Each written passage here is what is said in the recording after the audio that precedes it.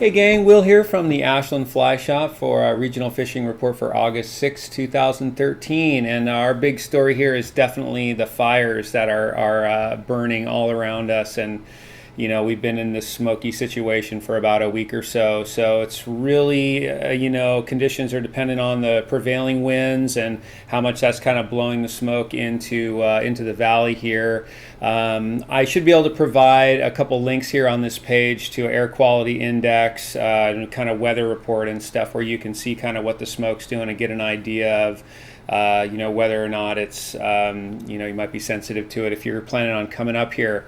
Beyond that, the fishing's pretty typical for this time of year beyond, the lower flows that we're having. So lower flows are great, and we're able to access a lot of the river with flies that we're not typically able to this time of year. So it's nice. We do have to watch water temps a little bit in the midday. So I would say early morning fishing is really the way to go for your summer steelheading.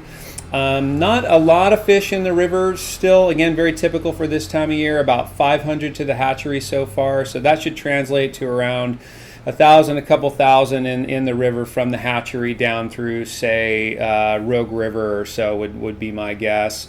So not high concentrations of fish, but solid numbers. If you're going out, 2-3 times a week, like some of us are, you're probably going to find one here and there. So those are kind of the conditions on the Rogue, the North Umpqua. If you're traveling up there, definitely starting to see some familiar faces come through the shop heading up there, and we appreciate that.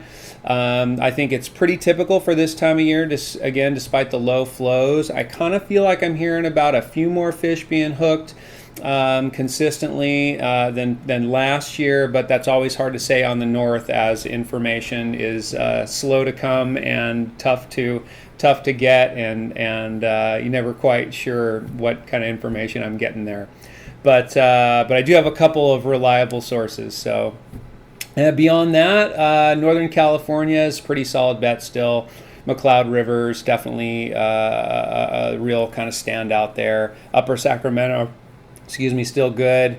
You want to be in the upper river and shaded sections of the river so you can keep those water temps lower up there, but low fishable flows down through there.